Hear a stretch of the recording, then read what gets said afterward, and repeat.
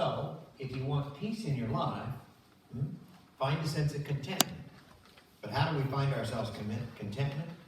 Is that we become a principle of gratitude. And it starts with this thing called thankfulness within our lives.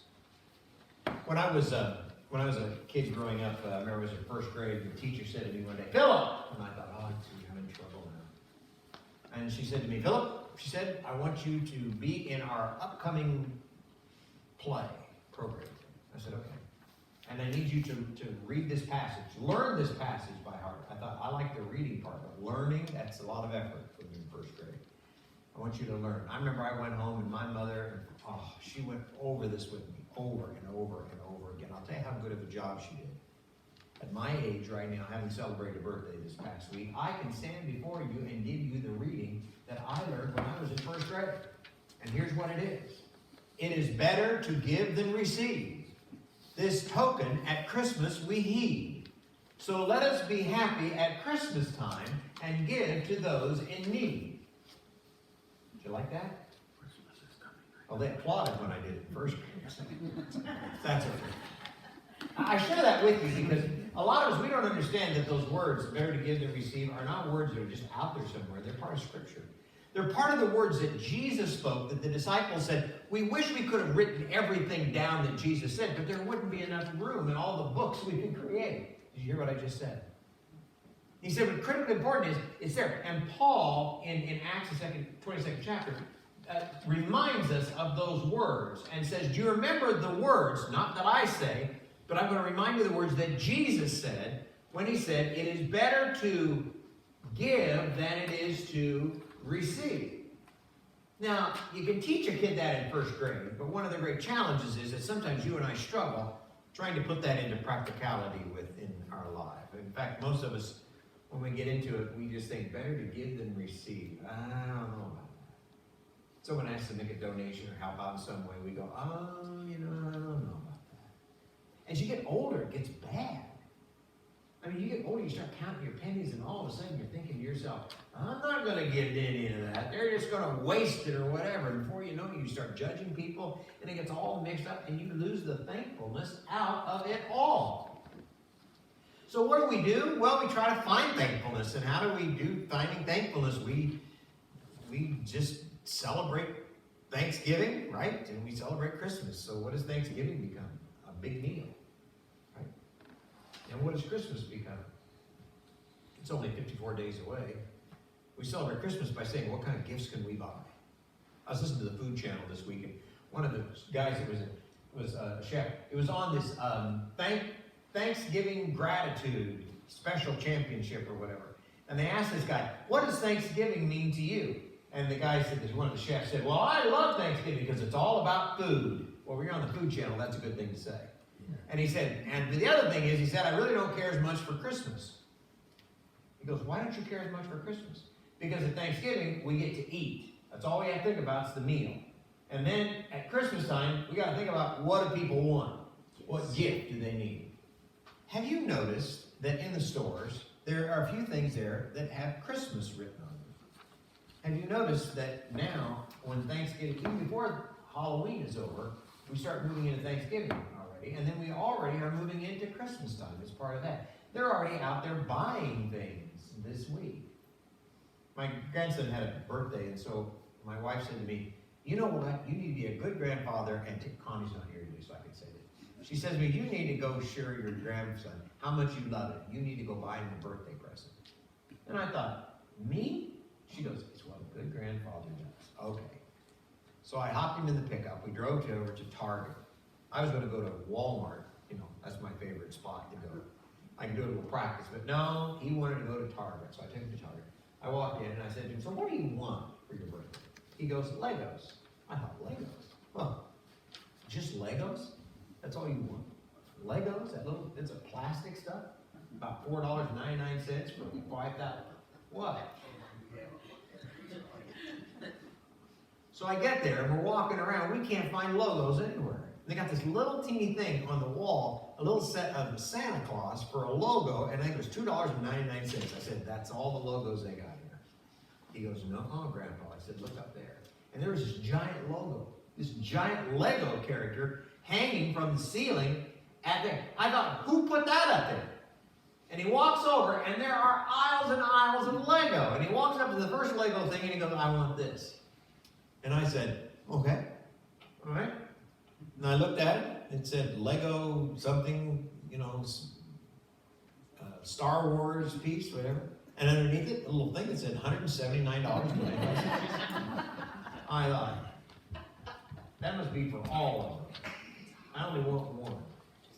And no, that's how much it is. And I thought, let me call your grandma.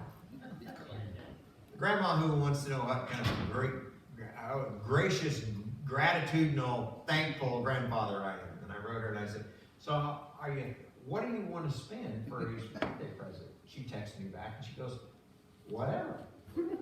I said, okay.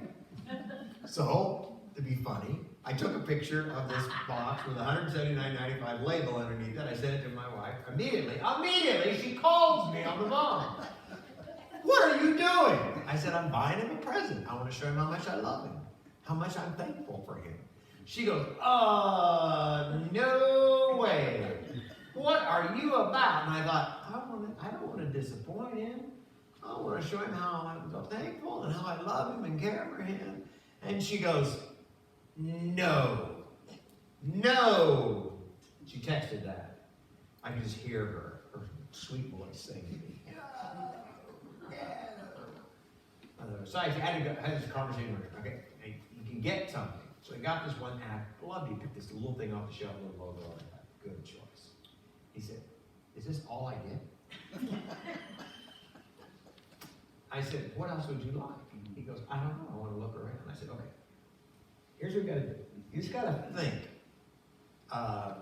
What will demonstrate my love the best for you or something? And we did we walked around, we found everything, and it really worked out pretty good. They had $10 off and all this kind of stuff. He loved it. He showed that we saved $13 or something by buying it and everything else. So he was happy. I was happy because it had to spend $179.95 for the whole thing. And I thought, well, and I thought to myself, man, can you imagine? Do you know there's a lot of pressure? Have you ever walked into those places and you watch the parents and grandparents walking those kids up and down those aisles looking for things? And I mean, there's no little cheap toy there. I mean, it's unbelievable. So I looked that up online. This is amazing. We spend, at Christmas time, $27 billion on toys. Let me rephrase this. Just on toys, $27 billion. It said that the average number of toys that a kid in America has is 71 toys. In Great Britain, it's 238 toys. Well, they put a little codicil on and they said, we think our skewing is a little bad because we think surely we buy more toys in America than they do in Great Britain. As those $27 billion. If a toy costs $10, 2.7 billion toys divided by 73.7 million kids means that we offer up 36 presents every year as a way to demonstrate and to show our love. It went on to say that millennials spend more money than anyone else to buy their kids toys because they buy smart toys, things you connect with a phone or with some electronic kind of base for it and everything else. So the University of Toledo did a study. It took toddlers and gave them 16 toys and then repeated it by giving the toddlers the next day 4 toys. Do you think that the toddlers were more happy with the 16 toys or with the 4 toys? You're a little slow in answering. Let's try that again. 16 toys or 4 toys? 4 toys. In fact, they were much more appreciative of that particular point. Then they went on to discover what was the most popular toy that a child could have. You know what it was? A piece of paper and crayons. And the invitation to say, would you color with me? To a parent, to a grandparent, or someone else. Now I want you to hear that. Christmas is coming. And you could try it out on adults too. Seriously. Some paper, some crayons, and say, let's color together. I mean, you know what? That'd be an amazing gift, wouldn't it? And you'd remember that time, wouldn't you, with your parents, with your grandparents, with your kids, when you colored with them. and you put it up in the refrigerator and they feel good about it and they think they were the greatest artists since the beginning of time, and it's part of who we are. It's hard for us in our world today to find contentment. When's the last time you ever heard that word? Contentment. Number 10 on the list of the 10 commandments is a commandment that says, thou shalt not covet. I saw your voice. There you go. Covet. And what does it mean to covet? It gives examples. Don't covet your wife, your friend's wife, or the donkeys, or whatever, and all those kind of things. What the pertinent, etc. But the message is that in today's world, that 10 Commandment was written because God knew that later on in our life, what the problem would be is that you and I would lose something called contentment. But since we really didn't know what contentment was, he said, you're not to covet what someone else has. If you do, it will remove the joy that I hardwired you to be part of, to know, to see. God hardwired us and said that you and I are to show this sense of contentment in our life. We're to be thankful people. We're to do things for others. You remember that wonderful passage of Scripture he gives as Christians? What's the big 2 rules? Number 1 is love the Lord your God with all your heart, soul, mind, and strength. And before you get finished, he said, and the second is like unto it. And he said, love your neighbor as you love yourself. That means you think about your neighbor just like you think about yourself, but you put your neighbor first even at that particular point as part of our life and anything else we do. Here's what he says. He says the problem is that if you go through life in succeeding generations and you take your eyes off of other people, which are part of my creation, if you take your eyes off of them, you will not be happy. You may think you are, but you're really being selfish. You're thinking about yourself, you're not thinking about another. Have you ever been around selfish people who are more concerned about what they get rather than what they give? It happens to us. It's part of what we do. But Jesus said that's not part of our life. That's not part of what it's about. Jesus said it's all mixed up somehow as part of life itself.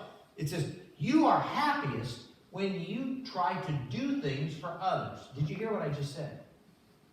If you do things for other people, small ways, large ways, whatever it might be, when you do things for other people, you will find happiness. A part of your brain will turn on that's pleasure and say, good job, because it's part of the God image within us. Now, I don't want you to throw that away. That's important, serious stuff.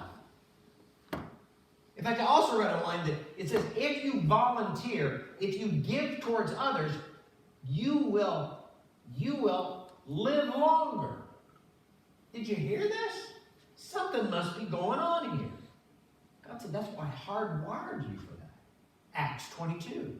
Remember what Jesus said? It's better to give than to receive. If you spend your life receiving, you're going to find yourself at every point starting to covet.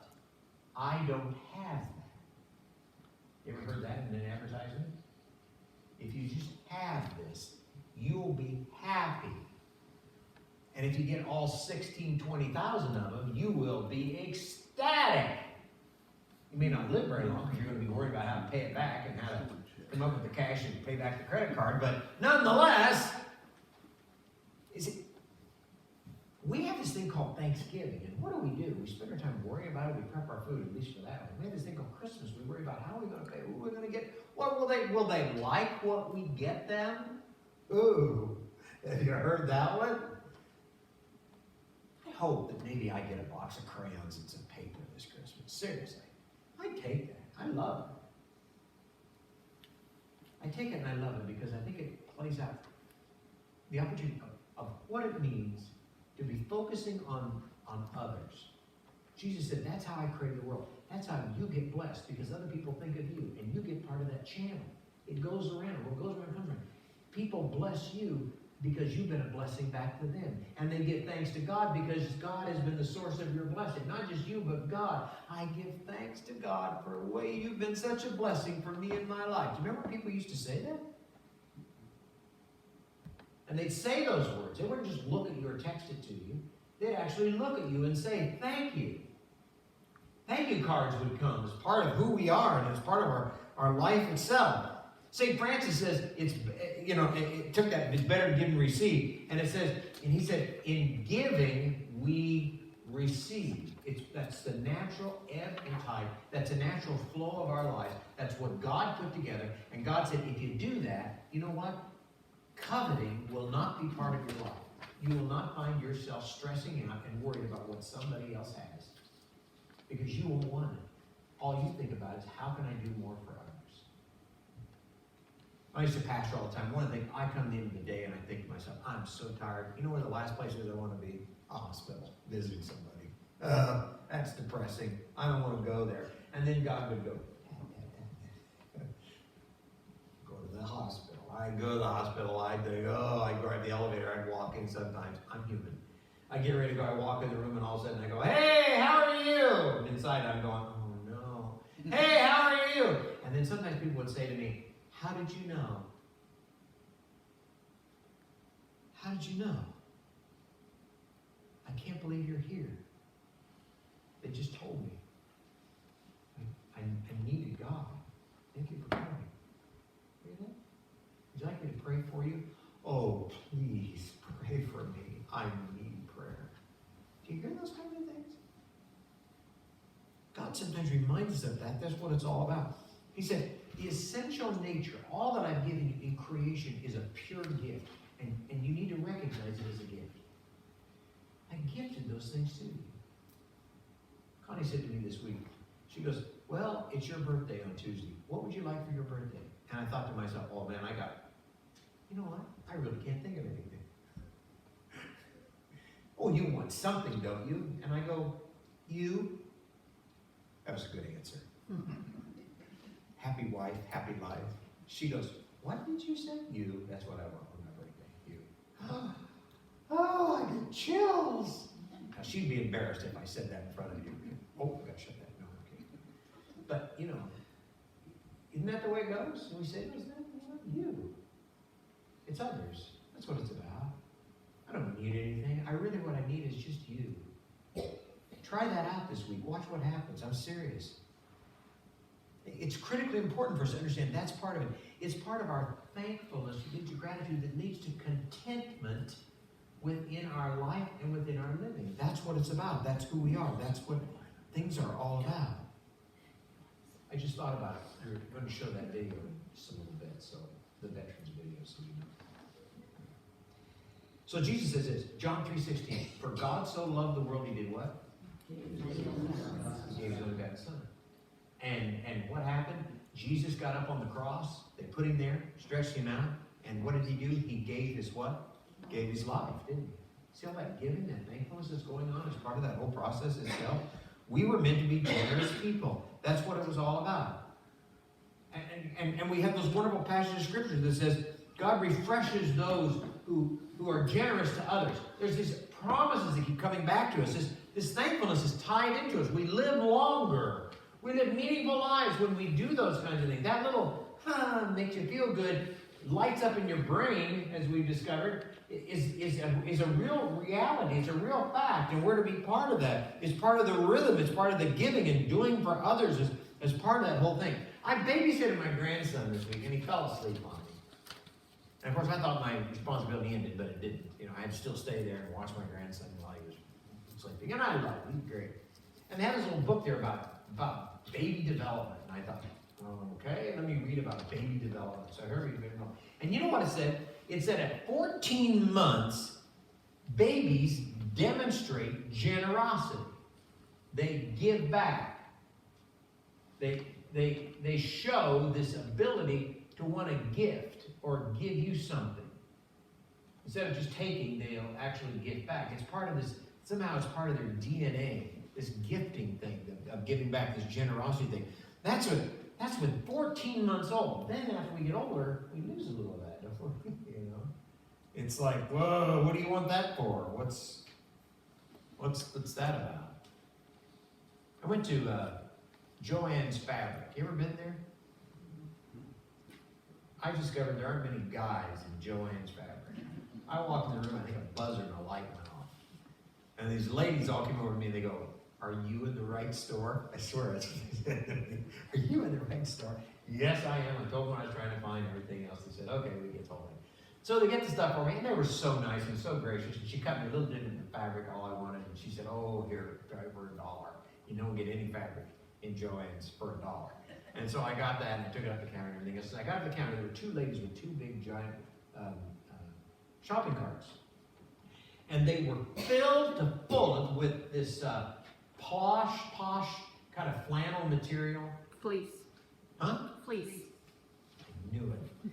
They didn't know that over at Farrar. Yeah, fleece.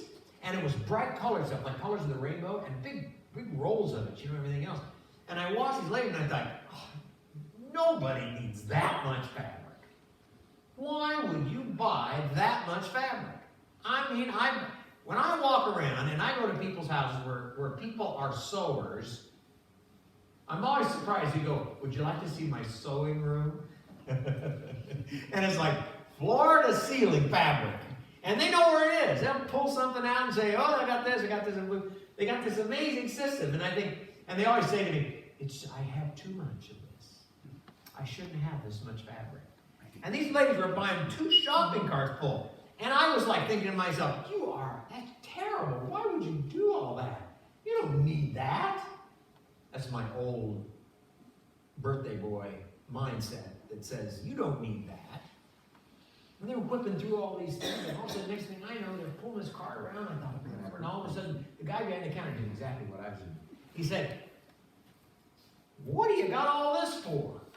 And I'm thinking, I want to hear this. And these 2 ladies, Afro-American ladies, they said, we're making blankets for the homeless. You know, it's only 50 cents a yard, this stuff is. It's a special sale. So we bought all we could. We're making blankets for the homeless. You hear that? Now, I felt about this small. And I thought, God, I can't want to get older. If this is the way I naturally think about people, I gotta recapture my 14-month-old self-gratitudinous. I don't know if that's a word, but I'll use it. I need to practice that in my life. I need to get away from coveting. I need to get to where all of a sudden thankfulness leads to gratitude, and gratitude leads to commitment, a real sense of feeling at peace, a sense of contentment with these things, so that I can move towards peace. The Jesus word, peace, be still. It's tied in. It's part of our health. It's why we live longer, because of those things.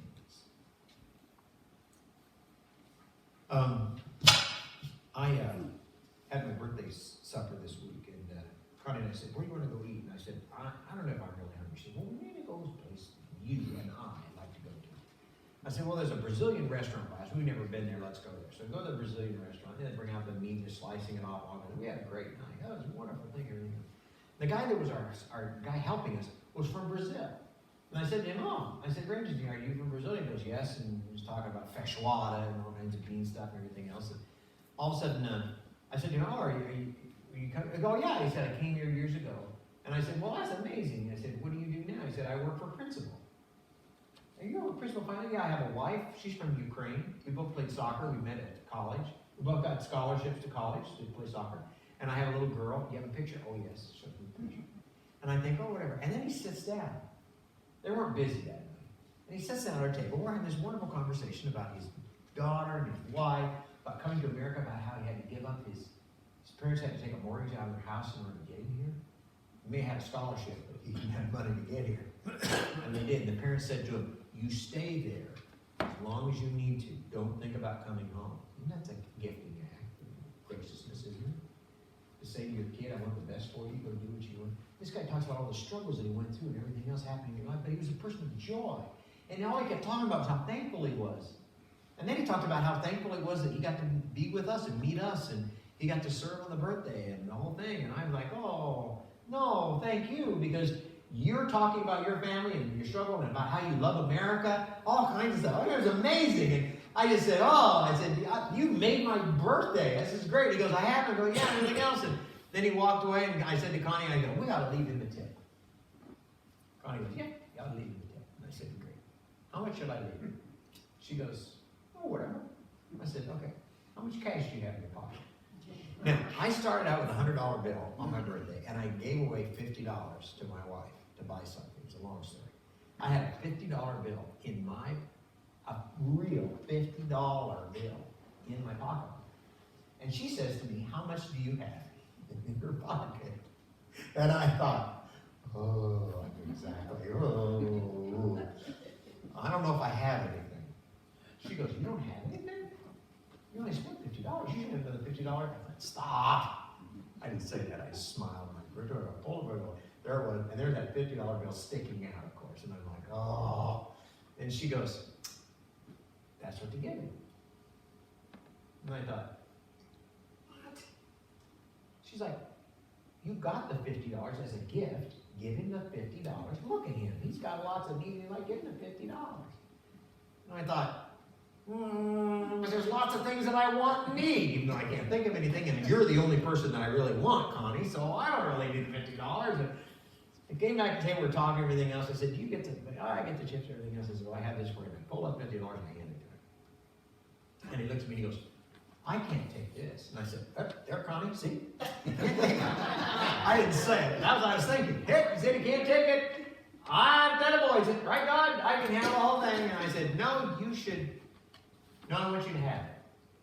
If nothing else, for your daughter. And he started crying.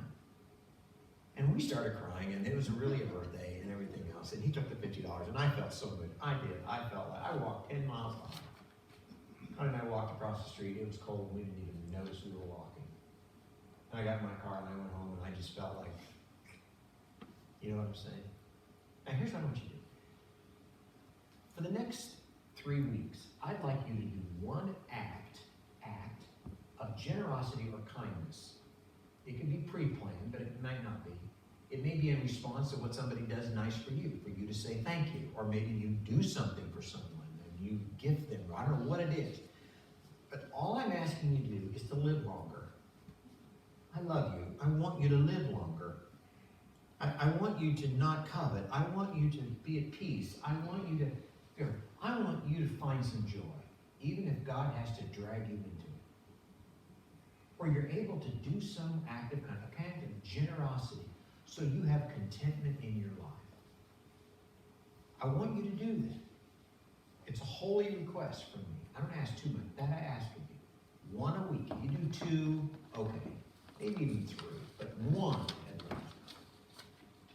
You notice that insert sheet with my sermon on it? You see it? Take a look at it. On the bottom right-hand side, you see what's at the bottom in great print that even somebody my age can read it without bifocals? You see what it says? What's it say? GenerosityUMC@gmail.com. I have an account made up for that. So when something happens to that, get near a computer or send me a text or give it to me next week. But send me a text and say, this is what happened, tell me the story. And then say to me, how did you feel after that happened? How did you feel? You understand? I just want one of those. And I'm going to share those with all of you because it's like fanning the flames. It's like hearing it. These are great little stories. And besides, it will give you a great story to tell at Thanksgiving. And it'll be a great story for you to share at Christmas time when your family comes over. They open up the big box you buy them and they find some paper and crayons inside. And they'll go, what's this? Where's my inheritance? And you go, that's your inheritance. Paper and crayons. And you and I get to paint. We're going to draw pictures together for Christmas. Where'd you get that at? The pastor at the church. And I did a good deed. I don't care about your good deed. I want to tell you about my good deed. I want to tell you how I have peace and contentment in my life and how I've moved towards it. Y'all understand what I'm just saying to you? And I'm going to share some. I won't use your name, but I'll share some of those with people, and maybe share some of them next week. I need that. I need to hear good stories like that. If I can't get on the Hallmark Channel, I've got your stories to read, which will add all kinds of joy and enthusiasm to my life and stuff. See what happens. I want to see what happens to you, and I want you to live longer because God loves you. Let's pray. God, I give you thanks this day that you provide us an opportunity to live longer, but you provide us an opportunity to live everlasting life.